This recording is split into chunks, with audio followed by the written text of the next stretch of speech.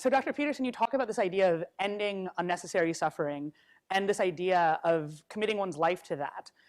At a minimum. I mean, that's just the obvious thing that you could do. A lot of students, I think, accept that premise and view what they're doing as trying to eliminate or reduce unnecessary suffering, and they see activism or other forms of direct service as fulfilling that goal. Do you simply disagree with like the content of what they think, the tactic that they are using to end unnecessary suffering, or do you think that their motives or their intentions are not even the same as yours?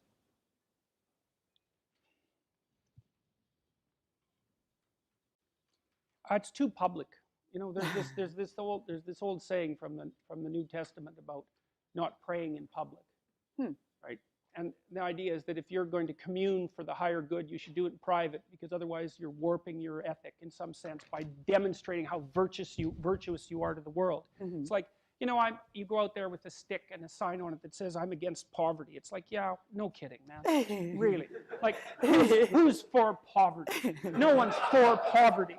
So it's an abdication of responsibility with the mask of social virtue. You want to solve a difficult problem, is you figure out how to get along with your brother, the one you've been fighting with for 5 years, or see if you can staple your family back together. See if you can stop fighting with your girlfriend and have a relationship that lasts for more than 2 weeks. You know, it's like there are things that you should be doing in the confines of your own life that are private and humble, that would constitute genuine accomplishments, and those are the things that you should attend to. And no one's going to come along and say, "Hey, you know, good job, you're changing the world," because it's private, but it's real, and people don't do that. And so no, I don't trust the activist. I don't trust the activist ethos at all. I think everything about it is superficial and trendy and too easy, and it externalizes the blame. The evil is always elsewhere, which is a dreadful mistake to make, because the evil isn't elsewhere. That's the thing that you understand when you're wise, is the evil is not elsewhere.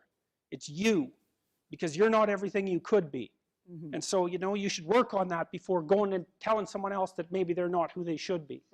So I think it's, you know, so I don't buy it. It's too easy. It's far too easy, and it's too public. And it's too self-congratulatory. And then there's the murderous, like, Marxist element, which, you know, I'm always often inclined to mention.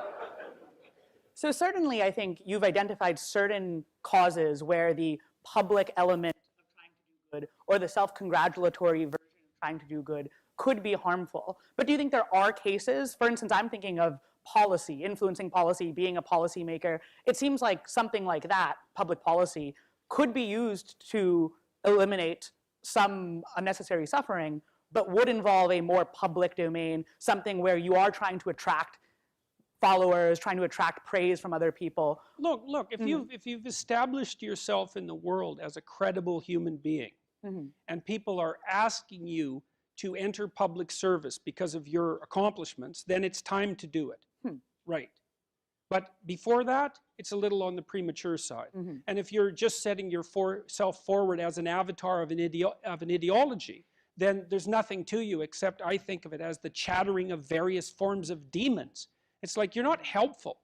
And if you look, you want to think, okay, are you fit to lead? Let's put it that way. Okay, first of all, do you know where you're going? Because that's actually one of the hallmarks of a leader. A leader knows where he's going, and maybe other people are also interested in going that way. But the leaders I've met have carved themselves out a personal vision, right? It's not some cookie-cutter ideological solution to the ills of the planet. They've done a detailed analysis, right? They know what they're talking about.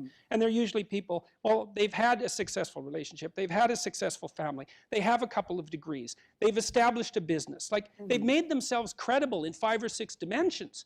Well, then maybe you know enough about the world to dare to mess with its internal mechanisms. And if you don't have that kind of in-depth knowledge, then you should no more work on the economic systems of Western civilization than you should try to adjust the electronic systems of your automobile, because the latter is far less complex than the former. So of course there's utility in policy formulation and in government service and in all of those sorts of things. But you have to have transformed yourself, at least to some degree, into someone who's actually competent before you should even dare to do such things. You think, well, I have read some Marx and now I know how to change the world. It's like, that's a very bad idea, because the probability that you're going to take something complex that doesn't work too badly and fix it with your idiotic intervention is 0. So, well put.